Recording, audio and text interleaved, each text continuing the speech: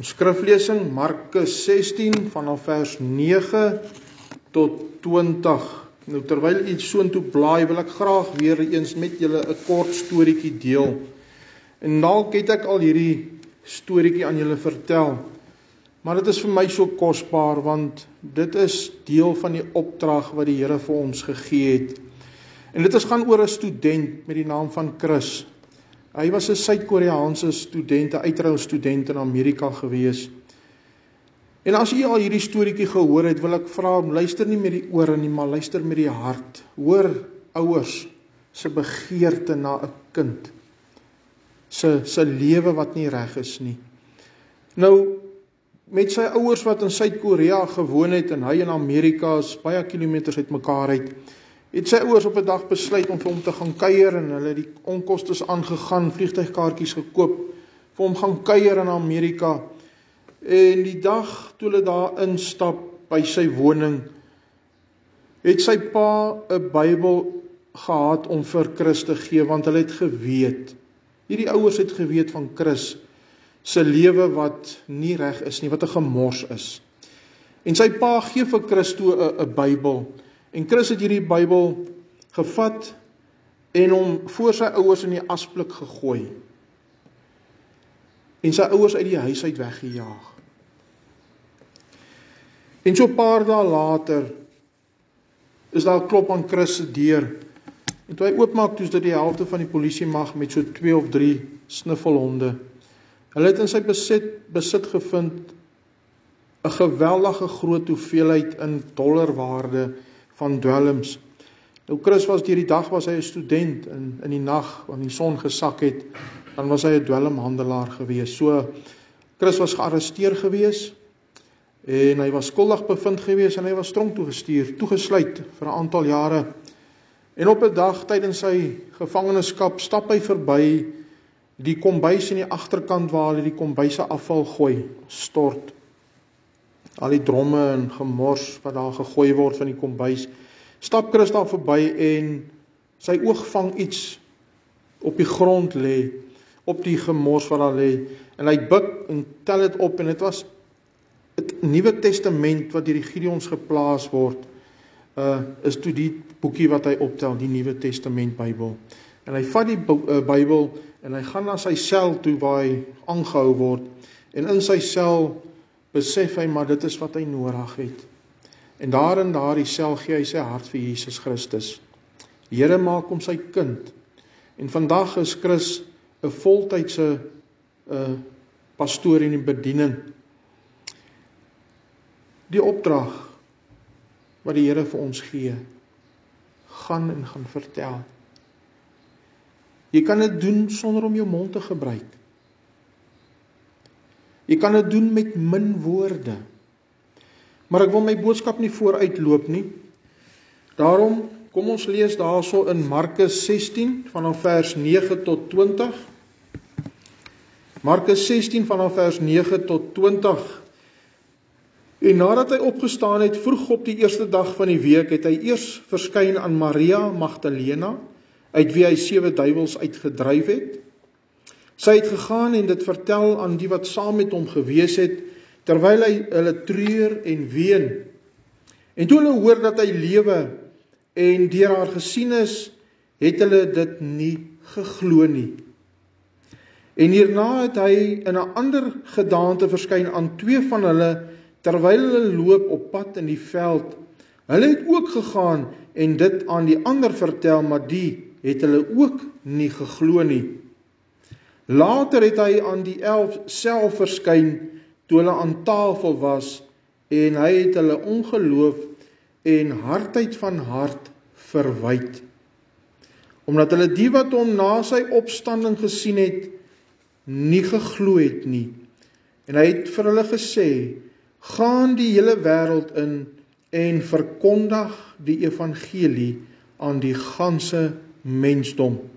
Hy wat glo en hom laat doop sal gered word, maar hy wat nie glo nie sal veroordeel word.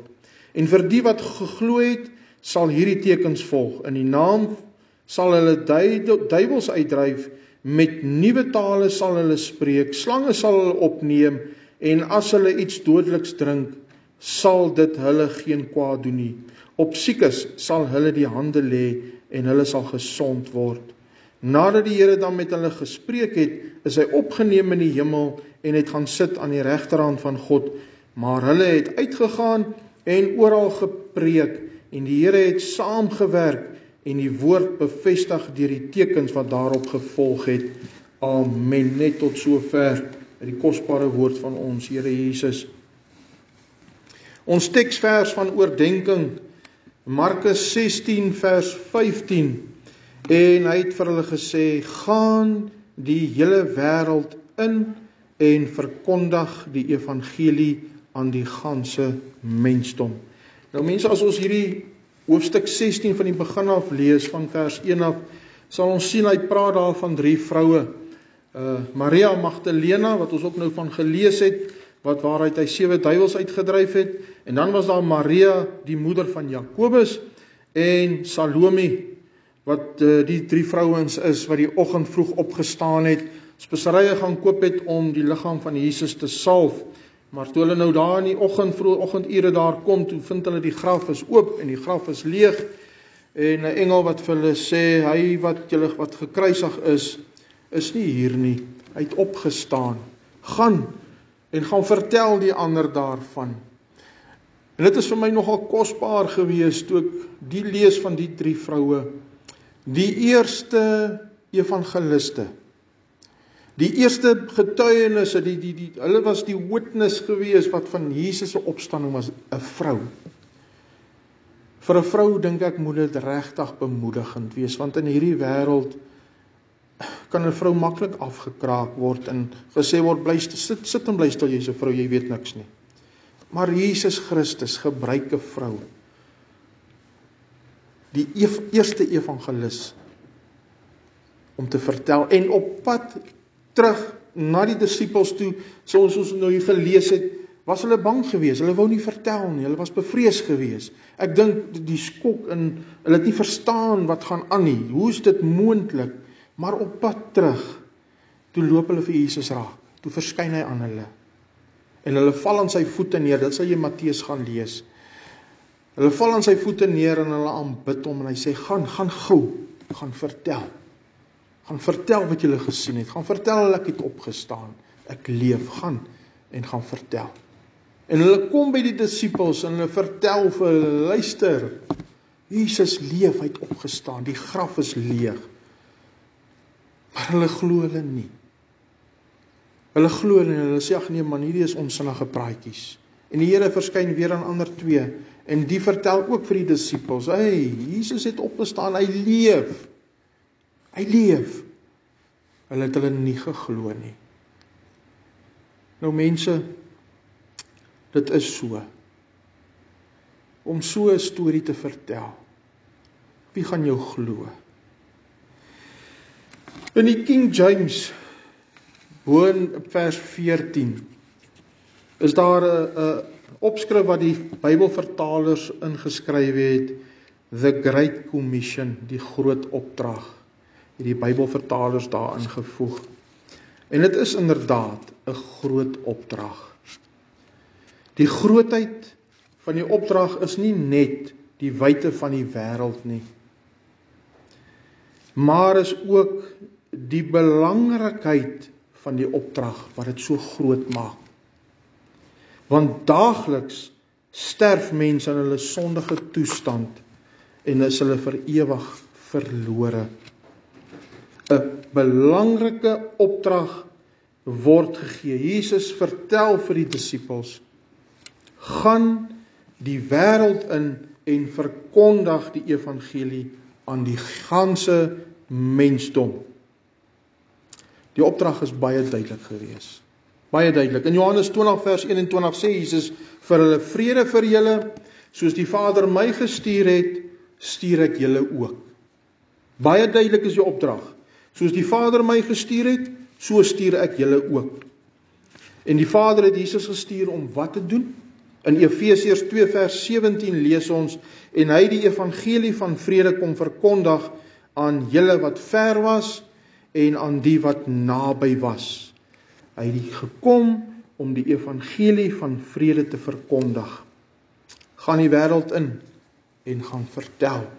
Al die nasies, alle volke en tale. Lukas 24 vers 7 sê, verkondig bekering en vergewing van sondes in sy naam aan al die nasies van Jerusalem af en verder.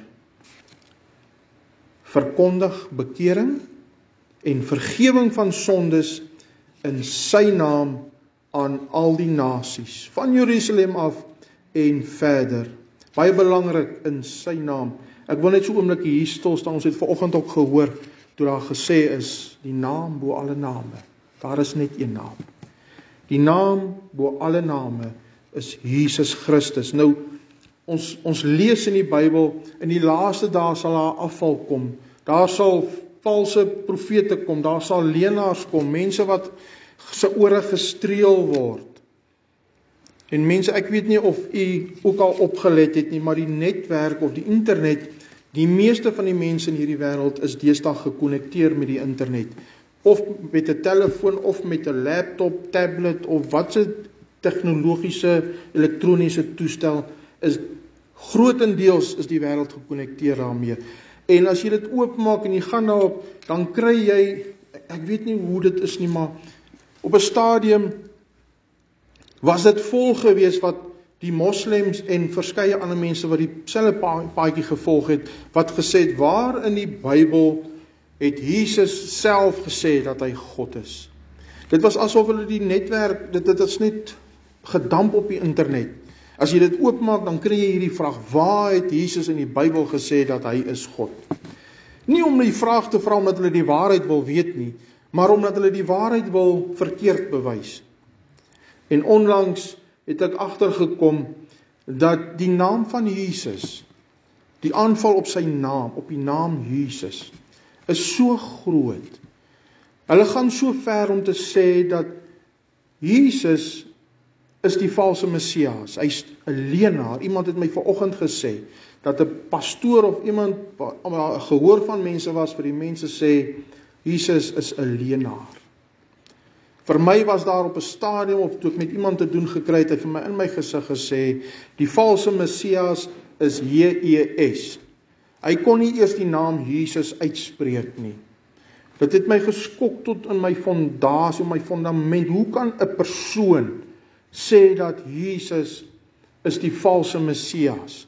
Maar nie net sê hulle hy's 'n leenaar en hy's die valse Messias nie, maar ook sê hulle dat die naam Jesus kom nie in die Ou Testament voor nie.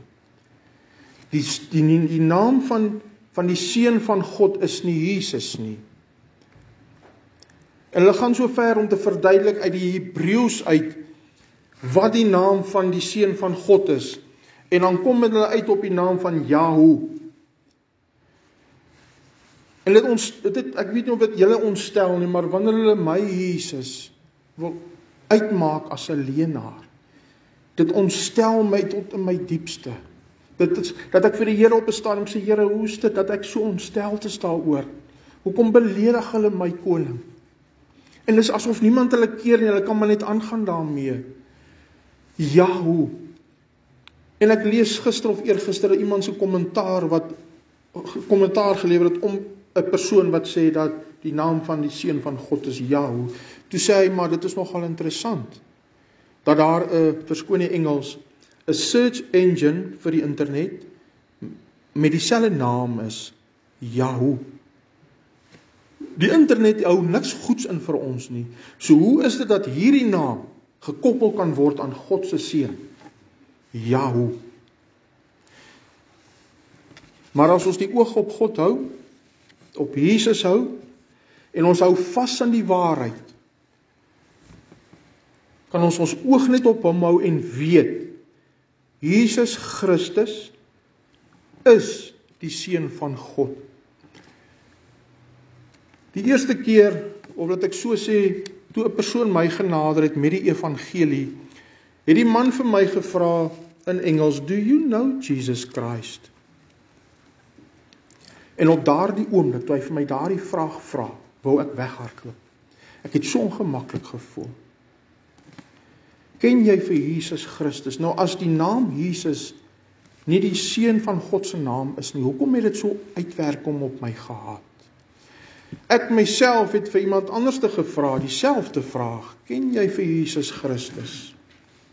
Daai man het so kwaad vir my geword, en toe ek die kar stop, die motor stop, toe spring hy uit, hy het nie eers tyd gehad om die deur toe te maak, hy het uitgespring en weggehardloop. Nou onlangs het ek met 'n vrou gesels, en vir haar ook gevra, hoorie, so ken jy vir Jesus Christus? En sy het, voordat ek nou vir haar die vraag gevra het sy baie te sê gehad oor haar produk wat sy verkoop.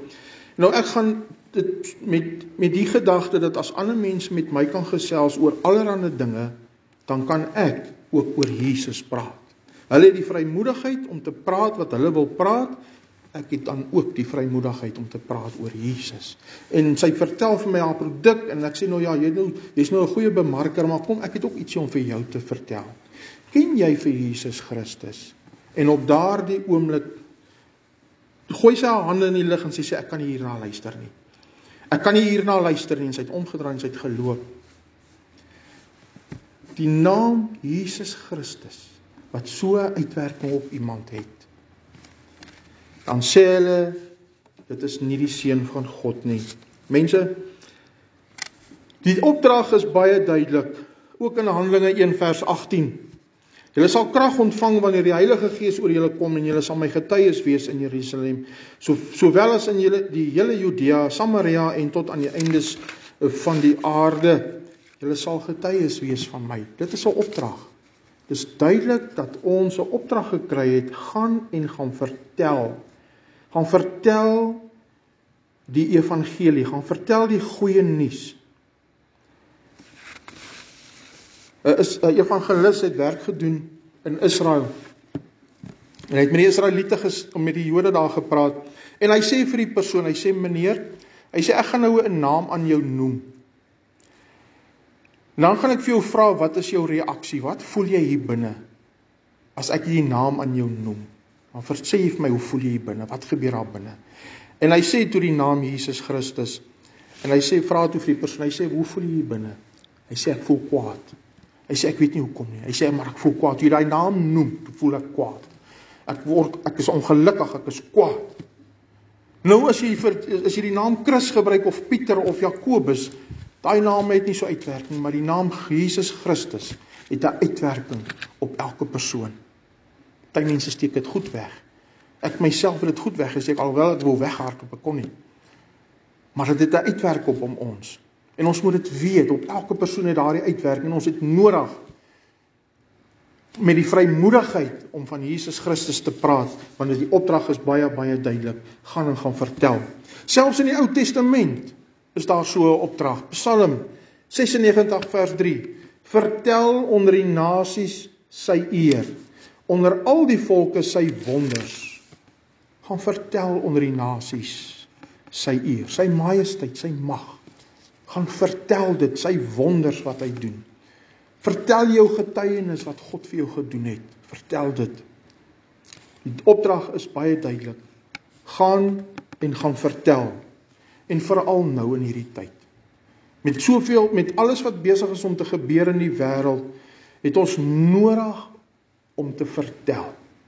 Want die tyd loop uit. Ek het nou die dag met iemand met my gesels oor dit wat nou so 'n paar weke terug gebeur het met die wegraping wat hulle gesê sou gebeur, wat nie gebeur het nie. En die vrou, ek kon sien aan haar gesig, sy is bekommerd. Nadat ek met haar begin praat het en die evangelie met haar gedeel het en vir haar gesê het, jy het nodig om gewederbaar te word.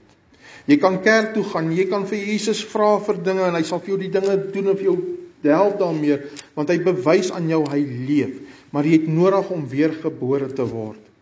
En ek het gesien hoe bekommerd sy is. Wat as hierdie wegraping werklik nou gaan gebeur? Die tyd loop uit en die wegraping is naby.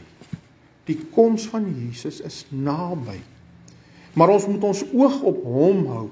Wanneer ons evangeliseer, wanneer ons die boodskap vertel, die goeie nuus, moet ons fokuspunt wees Jesus Christus en hom alleen. Jesus alleen. Jy kan baie ander dinge vertel wat God vir jou gedoen het, maar jy moet fokus op Jesus alleen. Hier was 'n man gewees onder die invloed hierso, en ek het dit al vertel.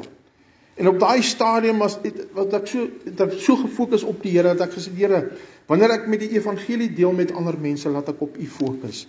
En met daai man wat onder die invloed van dwelms was, het ek die evangelie gedeel met die fokus op Jesus Christus. Maande, jaar later het ek hom raak geloop. Daai man het hom bekeer. Hy het Jesus aangeneem as sy verlosser en saligmaker. Jou fokus moet wees op Jesus Christus, wanneer ons die goeie nuus deel, wanneer ons die evangelie deel met die wêreld daar buite, wees gefokus op Jesus alleen. 1 Johannes 4 vers 14 sê, en ons het aanskou en ons getuig, dat die Vader die Seun as verlosser van die wêreld gestuur het. Fokus op Jesus, want hy is die verlosser van hierdie wêreld. En wat is die goeie nuus? Wat is die goeie nuus wat ons moet vertel? Wat is die evangelie? God het ons lief. Johannes 3 vers 16, baie bekende vers. God het die wêreld so lief gehad, dat hy sy eniggebore seun gegee het, sodat elkeen wat in hom glo nie verlore mag gaan nie, maar die ewige lewe kan hê. Romeine 5 vers 8. God bewys sy liefde tot ons daarin, dat Christus vir ons gesterf het, toe ons nog sondaars was. Die goeie nuus is, God het ons lief. Maar ons moet nie daar stop nie. Wanneer jy die evangelie deel, moet jy nie daar stop nie. God haat sonde. Jy kan nie vir iemand vertel dat God het jou lief, en daar hou jy op nie. Daai persoon moet weet en hy moet hoor, God haat sonde. Hy haat dit. Vir my en u wat gereeld by die kerk kom, gereeld met die Here se dinge besig is, ons weet dat God het ons lief. Ons het dit geervaar, ons het dit geondervind, maar soos wat die tyd aanstap, dink ek kan dit baie keer kan ons te gewoond raak, of ons weet ons dit. Maar ek wil graag met julle deel van 'n vrou, 'n Hindoe vrou, 'n onderwyseres by 'n skool, met die rooi kolletjie tussen die oë. Ons het by die skool ek spesifiek was ek 3 jaar in 'n ry by die skool gewees, en vir 3 jaar in 'n ry het ek in haar klaskamer, het ek die evangelie gedeel met daardie kindertjies, en vir hulle elkeen 'n Bybeltjie gegee. En elke keer wanneer ek begin het om met die kinders te praat, het sy omgedraai, uitgestap en buite gaan staan, met die deur wat oop staan. En ek het hard gepraat, want ek wil hê almal moet hoor in die klas, en hooplik ook die wat buite staan. Hulle moet hoor. Selfs al kyk ek nie vir die persoon nie, want weet ek, sy staan daar buite. En ek moet hard praat, en ek het gesien, sy stap uit. So jy weet daarvan, hier is nou iets fout hierso. Vir 3 jaar in 'n ry. En die laaste keer is ons by dieselfde skool, dieselfde onderwyseres, met dieselfde kolletjie tussen die oë. Deel ons die evangelie, deel die Bybeltjies uit, en ons staan en wag toe ons klaar is vir die ander broeder om terug te kom van waar hy is. En terwyl ons daar staan, toe kom hierdie onderwyseres na ons toe gestap. En sy sê, is it really true that your God loves us all? Is dit regtig waar? En mense, julle moes haar gesig sien, het haar houding. Is dit regtig, kan dit wees, dat julle God ons almal lief het? Dit maak nie saak wie ons is, of waar ons vandaan, wat ons gedoen het nie, sê sy. Is dit regtig waar, dat julle God ons lief het? En ons kom van gesê, dit is waar. Sy seun het sy liefde bewys. En sy sê, mag ek 'n Bybeltjie kry asseblief? En sy steek haar hand uit om die Bybel te vat, en is asof iets haar hand terugruk. Met vrees op haar gesig, ruk sy haar hand terug. En so sê, daar is die Bybel, en sy probeer weer, en sy ruk haar hand weer terug. Sy het seker 2-3 keer probeer om 'n Bybel uit ons hand te vat, en sy kon nie. Sy het haar kopdoek, het sy toe gevat, en sy het hom gehou, en ons het die Bybeltjie in die kopdoek gesit. Sy wil so graag, maar daar was soveel vrees in haar ook gewees. Het haar nie weer gesien nie, maar mense, die liefde van God gaan alle verstand te bowe. Ons moet dit nie vergeet nie, ons moet dit koester. Al verstaan ons dit en ken ons dit, daar's mense daar buite wat dit nie verstaan en ken nie. Almal van ons is sondaars. Dit is deel van die evangelie. God se liefde, en ons is almal sondaars. Romeine 3 vers 23 sê, almal het gesondig en het ontbreek hulle aan die heerlikheid van God. Ons word in sonde gebore en ontvang. Romeine 3 vers 10, soos daar geskrywe is, daar is niemand regverdig nie, selfs nie een nie. God het ons lief, maar hy haat sonde. En God se oplossing vir die sonde is Jesus Christus. Romeine 6 vers 23, want die loon van die sonde is die dood, maar die genadegawe van God is die ewige lewe in Christus Jesus, ons Here. Almal wat hom aangeneem het, aan hulle het hy mag gegee, Johannes 1 vers 12. Het hy mag gegee om kinders van God te word, aan hulle wat in sy naam glo, in die naam van Jesus Christus. 1 Kolossense 15 vers 3 en 4, dat Christus vir ons sondes gesterf het, volgens die skrifte, dat hy begrawe is, en dat hy opgestaan het op die 3de dag, opgewek is volgens die skrifte. En ons kan gered word. In Openbaring 3 vers 20, ek klop aan die deur, ek staan en ek klop. As jy my hoor en jy maak die deur oop, sal ek ingaan, saam met hom 'n maaltyd hou, hy met my en ek met hom.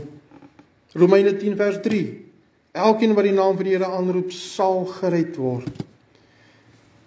Nou sal jy vir my wonder, hoekom het ek nou so van die verse gespring? Mense, dit is die evangelie wat ek aan julle voorgehou het. God het ons lief, ons is almal sondaars. God het sy liefde bewys deur sy seun. Hy staan by jou hartdeur en hy klop en hy roep na jou. Daar is vergifnis van sonde. Dit is in kort die evangelie. Nou die evangelie kan ons nog korter maak, as jy dalk sê, maar ek weet nie hoe nie. En dit sal ek nou naby uitkom. Die goeie nuus is die evangelie, en dit is wat ons moet gaan vertel. Ons hemelse Vader het sy seun Jesus Christus as verlosser van hierdie wêreld gestuur. Gaan en gaan verkondig die evangelie aan die ganse mensdom. Nou wat is die probleem? As dit die evangelie is, so kort, so kragtig, eenvoudig, wat is die probleem dat ons die evangelie, dat ons hierdie opdrag nie kan uitvoer nie? Wat keer my om dit te doen? Hoekom doen ons dit nie? Dit maak my so ongelukkig dat die wêreld uitgesproke is. Hulle gee nie om wat hulle sê nie. En natuurlik die netwerk, die internet is pas so in hulle kraal. Maklik praat hulle. Hulle sê wat hulle wil. Maar die wat die waarheid ken, bly doodstaan.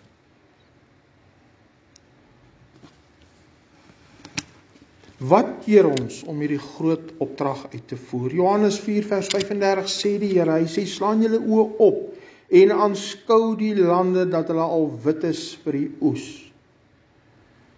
Matteus 9 vers 37 sê hy vir die disippels, die oes is wel groot, maar die arbeiders is min.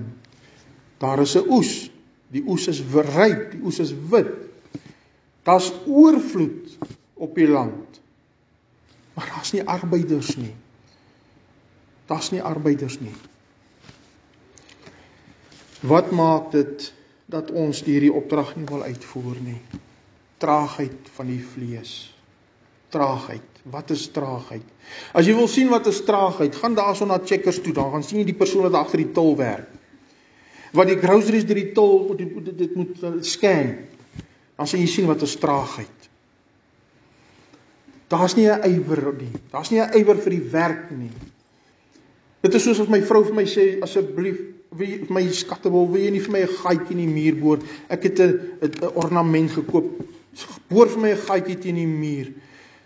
Ek wil hom ophang teen die muur. Ag, mense, het jy al gesien hoe maklik word my arm stap? Ek moet 'n gaatjie gaan boor, want u weet, ek moet die boormasjien gaan uithaal.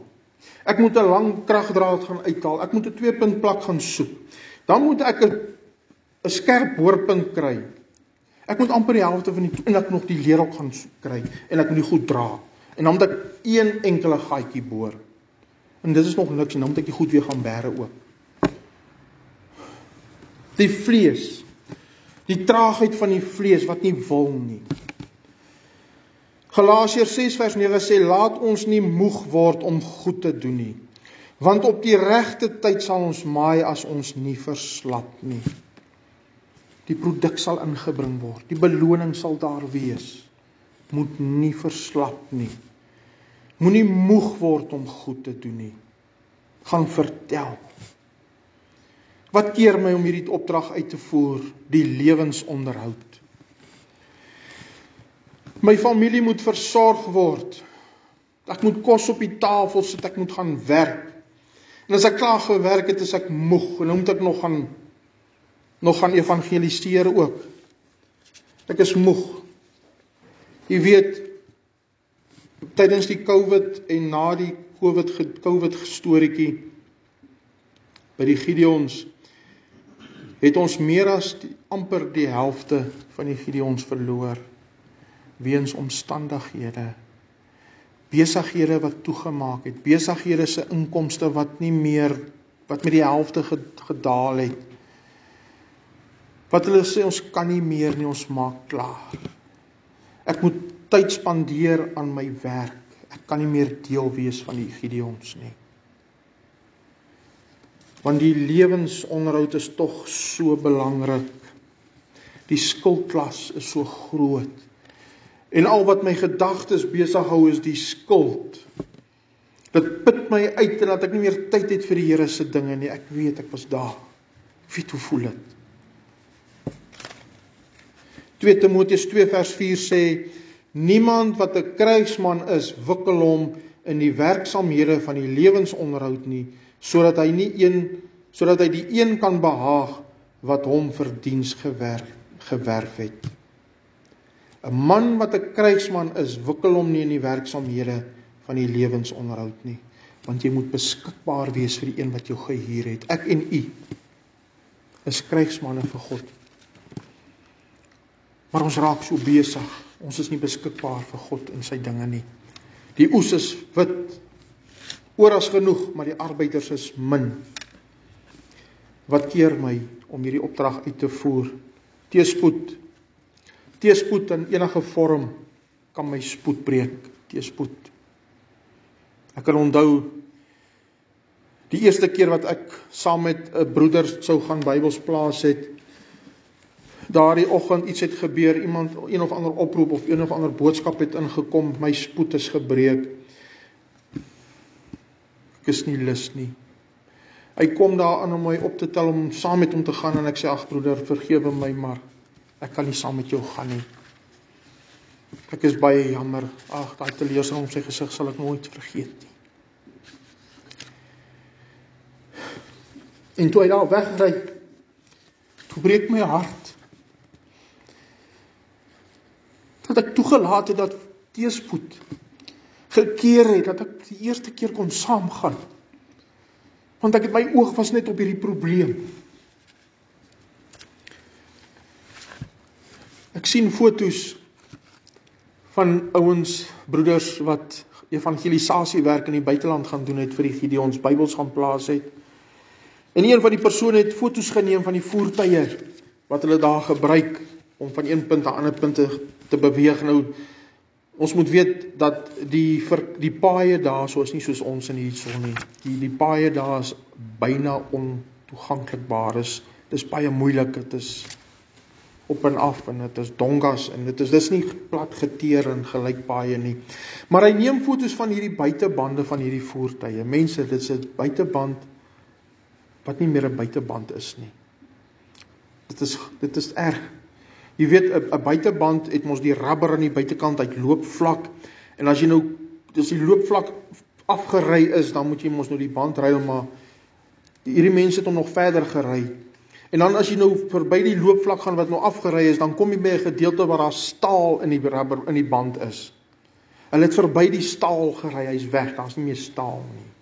En as jy nog verder in die band gaan dink, dan het ek gesien op die kante wat jy kon sien wat daar nog was, is die stukkies garingdrade, garing materiaal of weet dit is soos tou wat hulle hierdie rubber ook mos ry wat deel is van die tyre van die band. So kan jy sien die goeters so steek in die kant af, maar verder is daar niks nie. Hy is so glad soos 'n airplane se wiele. Dit is net daardie dun gedeelte aan die binnekant van die band wat die tube beskerm. En ek dink as jy net van daai tyre gaan kyk, gaan hy afblaas. So dun is die loopvlak op daardie bande. Maar nog steeds het dit hulle nie gekeer om te doen waarvoor God hulle geroep het. Gaan vertel. En dis nie net 10-20 kilometers wat hulle moet honderde kilometers ry met daardie voertuie, met daardie bande. Op 'n stadium het hulle vasgeval. Hulle moes eers bande kry. Hulle het nie bande gehad, hulle het 'n pakwiel opgetel. Dit het hulle nie gekeer nie. Maar die vyand wil hê, teëspoed moet ons keer. Sodat ons nie moet doen wat van ons verwag en gevra word nie. Ek het gehoor van 'n sendeling, wat sy voertuig wat hy gehad het hy geërf. Maar die voertuig, die sendingwerk wat hy doen in Mosambiek, die voertuig was besig gewees om uitmekaar uit te val. Dinge hulle begin vasmaak, seker met draad, ek weet nie, maar hy was weer op pad iewers te heen en hy het so gedink, ag Here, hierdie ouetjie kan nie meer ver nie. En met die kom daar 'n voertuig van vooraf, 'n soortgelyke voertuig met dit wat hy ry. Kom die voertuig van vooraf en hy gaan verby en hy sê, Here, asseblief man, my kar val uit mekaar uit en ek het werk om te doen. En terwyl hy so met die Here praat, die voertuig verby is, ry hy en hier langs die kant van die pad in Mosambiek is daar 'n winkeltjie met 'n advertensiebord in Afrikaans geskrywe, nog 'n kort rukkie. En hy weet, God het gepraat, nog 'n kort rukkie. En dit was so, nog 'n kort rukkie en God het vir hom 'n voertuig gegee. Hy het nie toegelaat dat teëspoed hom keer nie. Die vyand wil nie hê ons moet vertel nie. 1 Korintiërs 15 vers 58, daarom my geliefde broeders, wees standvastig, onbeweeglik, altyd oorvloedig in die werk van die Here, omdat julle weet dat julle arbeid in die Here nie te vergeefs is nie. Druk deur, wees standvastig, selfs al kom die teëspoed, doen wat van jou gevra word om te doen. Vervolging, wat maak dat ek die opdrag nie wil uitvoer nie. Ons lees in Handelinge 4 van Petrus en Johannes wat gegryp is deur die priesters, die hoofman van die tempel en die Sadduseërs. Hulle is geslaan, hulle is in die gevangenis gegooi en toe hulle vrylaat, toe sê hulle vir hulle, julle mag nie in die naam van Jesus spreek of leer nie. Het hulle opgehou, het hulle stil gebly, hulle het aangegaan daarmee. En so is dit ook besig om te gebeur in ons land. Dit is vandag besig om te gebeur. Net ander dag, toe hoor ek een of ander vrou, ek weet nie of sy van die regering is, en wat haar hoedanigheid is nie, wat sê dat mense mag nie meer sê God het gesê nie. Hulle mag nie sê, of hulle mag nie met God praat nie, hulle mag nie tot hom bid nie. En as jy 'n evangelis is, of 'n geestelike leier is, dan moet jy op 'n databasis geregistreer word. Jy het toestemming nodig om te praat. En as jy nie geregistreer is op daai databasis nie, dan gaan jy moeilikheid kry. As jy sonder toestemming die evangelie wil vertel. Dit is besig om te gebeur in hierdie land. Jesus het met sy bloed betaal. En ons moet ook bereid wees om die prys te betaal. Hulle het dit aan hom gedoen, hulle sal dit ook aan ons doen. Dit was Jesus se woorde. Hulle het dit aan my gedoen, hulle gaan dit aan julle ook doen. Ons moet bereid wees. Bereid wees om vervolg te word. Wat keer my om hierdie opdrag uit te voer? Die gedagte van onbevoegdheid. Ek is 'n teruggetrokke persoon. Ek is 'n skaam persoon. Ek is 'n introvert. Ek weet nie hoe om met mense te praat nie. Wat gaan die persoon se reaksie wees as ek met hom praat oor Jesus Christus? Ek kan nie.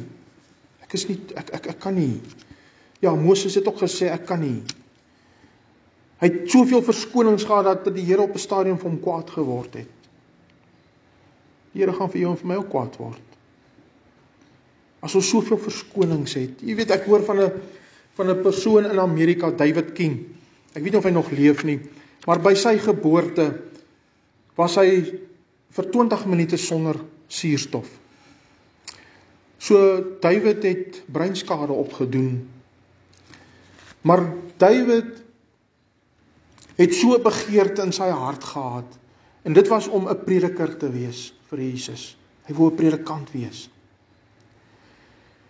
Hy het gesê as die Here dit vir Moses kon doen, want Moses het ook 'n probleem gehad om te praat. Hy sê, en hierdie David, king ou, het baie moeilik gepraat. Jy moet mooi luister as jy wil hoor wat hy sê, want hy het moeilik gepraat. Dit was sy begeerte gewees om 'n prediker te wees. En hy het teenstand gekry van die kerk, van die oudstes van die kerk. Maar aan die einde van die dag was hy goedgekeur, toegelaat en het hy 'n prediker geword. En hy staan met sy getuienis wat ek gehoor en gesien het, praat hy met die mense en hy sê, luister, ek praat snaaks, I talk funny, and I walk funny. Ek praat snaaks en ek loop snaaks, wat is fout met jou? Ek het 'n probleem, wat is jou probleem? Die Here het my gebruik, wat is jou probleem? Want God wil jou ook gebruik. Soveel verskonings het ons, want ons is nie bevoeg nie, ons het 'n probleem. En dan die laaste gedagte van dit wat my keer om die evangelie te wil vertel, om die opdrag wat God gegee het, om dit uit te voer, is sonde in 'n kind van God se lewe. Sonde, maak jou stil. Maak nie saak watter vorm van sonde nie. Woede en bitterheid, vra my, ek weet, dit maak jou stil. Iemand het vir my gesê, jy mag nie meer praat nie, jy mag nie meer jou getuienis vertel nie, want die mense neem aanstoot, en ek het vir hom gesê, man, ek sal jou wys, jy sal my nie stil maak nie. God sal my stil maak, nie jy nie. Maar onbewuslik, omdat my gedagtes nie rein en suiwer was nie, ek woede toegelaat het in bitterheid, het ek stil geraak. Daai man het my stil gemaak. Want dit was my skuld, ek het toegelaat. Sonde maak vir jou stil. Jy is onbevoeg. Jy wil nie meer die opdrag uitvoer nie. Lukas 9 vers 59 sê hy daarso aan 'n persoon, hy sê, volg my. Dis nou Jesus wat vir die persoon sê. Hy sê, volg my. Maar die persoon antwoord, hy sê, Here, laat my toe om eers my vader te gaan begrawe. En Jesus sê vir hom, laat die dooies hulle eie dooies begrawe, maar gaan jy en verkondig die koninkryk van God. En 'n ander een het ook gesê, Here, ek sal u volg, maar laat my eers toe om afskeid te neem van die wat in my huis is. En Jesus antwoord hom, niemand wat sy hand aan die ploeg slaan en agtertoe kyk, is geskik vir die koninkryk van God nie. Ons is vol verskonings. Here, laat my net eers gou toe, ek wil net gou dit eers doen. Nie vandag nie, Here, miskien môre. Vol verskonings en die tyd is besig om uit te loop. Daagliks gaan mense dood, hulle sterf in hulle sonde, vir ewig verlore. En ek het stil gebly. Hoekom het ek nie maar vertel nie? Het daardie persoon God geken? Het daardie persoon die evangelie gehoor? Matteus 25 vers 14 vertel Jesus 'n gelykenis van die talente. En hy sê dit is die koninkryk van die hemele is soos 'n man wat op reis wou gaan en sy diensknegte geroep het en aan hulle sy besittings toevertrou het. Aan die een het hy 5 talente gegee, aan die ander het hy 2 talente gegee en aan die derde het hy 1 talent gegee. En met sy terugkoms kon 2 van daardie 3 met trots in hulle harte sê, my Heer, jy het vir my 5 gegee, daar is 10. My Heer, jy het vir my 2 gegee, daar is 4, verdubbel. En die derde een wat 1 talent geontvang het, het dit gaan begrawe en hy het gekom met baie verskonings. En daardie Heer was baie ongelukkig gewees. Baie ongelukkig. Geliefde broer en suster, die ewige lewe is aan ons geskenk met die opdrag. Gaan en gaan vertel. gaan maak die evangelie bekend aan die wêreld. Wat maak ons met dit wat die Here vir ons gegee het? Het jy dit ook gaan begrawe? Is jy van plan om dit te gaan begrawe, het jy dit klaar begrawe?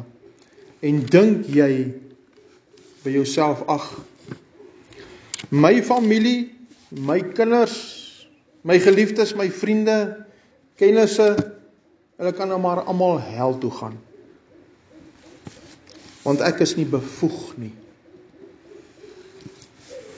Die teëspoed het my stil gemaak.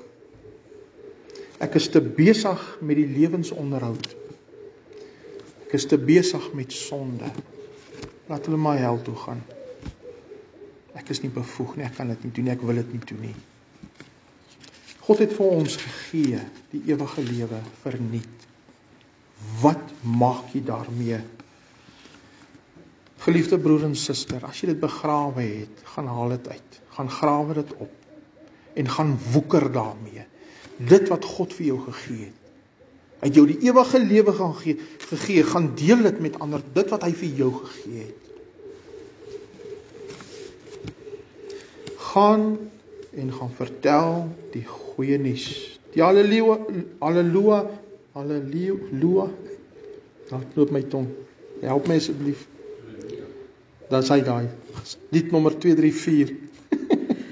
Met my lippe so droog is. Moet ek gaan met leë hande? Moet ek so my Heer ontmoet? Nie eendag aan hom gewy nie, niks te offer aan sy voet. Moet ek gaan met leë hande? Moet ek so my Heer ontmoet? Nie een siel gelei na Jesus, niks te offer aan sy voet. Het u daardie begeerte om eendag voor God te gaan staan en te sê, Here, ek wil met net soveel siele voor u kom staan, soos Paulus. Want Paulus gaan met 'n menigte siele voor God staan. Het u ook so begeerte om te sê, Here, ek wil nie alleen voor u gaan staan nie. Ek wil voor u gaan staan met 'n menigte van siele. Ek wil nie voor u gaan staan met leë hande nie. Niks te offer aan u voet nie. Nie eers een siel nie. Want is te veel effort. Soos daai een gaatjie wat ek moes boor in die muur, is te veel moeite. Nie eers een siel gewen vir God nie. Wil jy regtig eendag voor die Here staan en nie eers een siel gelei na God nie, nie een nie. Geliefde broers, susters, die Here het vir ons die sleutel gegee. Hy het vir ons die sleutel gegee wat die hemel oopsluit. En daardie sleutel is die evangelie. Dit is die evangelie van Jesus Christus wat die hemel oopsluit. En ek vra weer vir u, wil ons regtig met leë hande gaan staan voor God, niks te offer aan sy voet? Nie een siel gelei na hom nie? Mense, ons moet kyk en verstaan wat Jesus vir ons gedoen het aan die kruis. Ons moet werklik verstaan en besef wat hy vir ons gedoen het. In die publiek naak uitgetrek, verneder, opgespoeg, geslaan, gespot. Sy baard uitgeruk, sy hande en voete deurboor, vasgeslaan in 'n stuk hout. En hy het dit vir jou en vir my gedoen. Wat doen ons daarmee? Wat doen ons vir hom? Niks te offer nie. Hoe kan ek en jy dan ongehoorsaam wees aan hierdie uiters belangrike opdrag van Jesus? Hoe kan ons sê, nee Here, ek kan nie. Kyk, wat het hy vir jou en my gedoen? Hoe kan ek en u sê, nee Here, dit is so maklik. Geliefdes, ek wil vir julle sê, dit is so maklik om die evangelie te deel met die wêreld daar buite. Jy moet net bereid wees om te sê, Here, hier is ek, stuur my. Ek weet nie hoe nie, maar maak dit vir my moontlik asseblief. Ek is gewillig. Stuur my. Na my redding het ek so begeerte in my hart gehad. Ek wil vir almal vertel, maar ek weet nie hoe nie. Ek sien 'n persoon in 'n reistool sit en ek dink, Here, daai persoon het nodig om te hoor.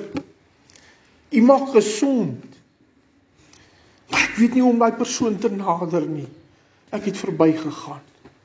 Maar ek het nie opgehou en gebid en gesê, Here, asseblief help my. Ek wil vertel. En op 'n dag sien ek 'n boemelaar op die grasperk sit voor 'n winkel. En ek sê, Here, ek gaan vir my brood koop en 'n melk. Dit sal die aanknopingspunt wees. En ek het die brood en die melk gaan koop en ek uitkom toe die man weg. Maar van toe af was daar nie meer brieke gewees nie. En die Here het my oë oopgemaak. Ek vra hom, Here, asseblief, wys my hoe. Laat die persoon iets sê. Laat iets gebeur. Laat daar 'n aanknopingspunt wees. Maar as daar nie 'n aanknopingspunt is nie, Here, dan sal ek nog steeds die vraag vra wat 'n persoon vir my gevra het. Do you know Jesus Christ? So eenvoudig soos dit is dit om die evangelie te kan deel met die wêreld daar buite. 'n eenvoudige, simpel vraag. Ken jy vir Jesus Christus? En natuurlik gaan jy teenstand kry. Die kans is daar. Hulle gaan jou beledig dalk. Hulle gaan jou wegjag soos 'n hond. Hulle het my weggejag soos 'n hond. Maar ek het nie opgegee nie. Vir 'n lang tyd het ek my wonde gelek. My man het my seer gemaak. Maar ek het nie opgegee nie. Vertel. Wees gewillig en wees bereid. Want daar gaan 'n dag kom wat iemand vir jou gaan kom sê en sê, luister, vriend, jy ken my dalk nie, maar ek het geluister toe jy gepraat het. Want ek wou 'n handdoek ingooi. Ek het op 'n punt gekom waar ek gesê, Here, ek gaan nie meer met hulle praat nie. Ek was so ongelukkig en hier kom 'n man uit die bloute uit en hy sê, Pastor, ek het geluister. Jy moenie ophou praat nie. Die Here het geweet ek gaan ophou praat. Ek wil ophou praat. Maar daai man het dit nie geweet nie, maar God gebruik daai man om vir my te kom sê, moenie ophou praat nie. Ons gaan teestand kry. Maar jy moet gewillig wees om te praat en te vertel. Daar waar jy in die ry staan by die winkel, terwyl jy wag vir daai wat so traag is van vlees. Die mense kan so maklik klaar daaroor, gebruik dit. Kyk hoe stadig is daai vrou nou alweer daar. Het jy geweet hoe geduldig is God? Ken jy vir Jesus? Hy is so geduldig met my gewees. Ons moet geduldig wees. Gryp daai geleentheid aan, daai aanknopingspunt en praat. Daai man wat by die kar wag, wat by jou kar kom staan en jou kom pla vir 'n ou geldjie, wat jou pla vir 'n ou geldjie. Pla hom bietjie met die evangelie. Dis 'n mooi pla daai. Praat. Jy moenie stil wees nie. Die tyd loop uit. Die tyd loop uit en mense sterf daagliks. Amen. Kom ons sit net so, dan sluit ons die oë. Hemelse Vader, Here Jesus, baie, baie dankie vir die evangelie. Dankie vir die goeie nuus. Dankie vir die kruis op Golgotha. Dankie vir die graf wat leeg is. Dankie Here dat U opgestaan het uit die dood en dat ek en elke broer en suster in Jesus Christus weet dat U leef. En dat daar geen ander naam is vir die vergifnis van sonde nie, Here. Want dit is net in U naam, Here Jesus, waar daar redding is. Dit is net die bloed van Jesus wat ons kan skoon was van al ons oortredinge. Dankie Vader, dat U ons so lief gehad het, dat U U eniggebore seun gegee het. My gebed is, Here, kom rus ons toe. Kom werk in ons harte, daardie begeerte, die gewilligheid, om die evangelie te vertel, om dit te gaan deel daar buite. En ons bid, Here, dat U alleen verheerlik sal word. Amen.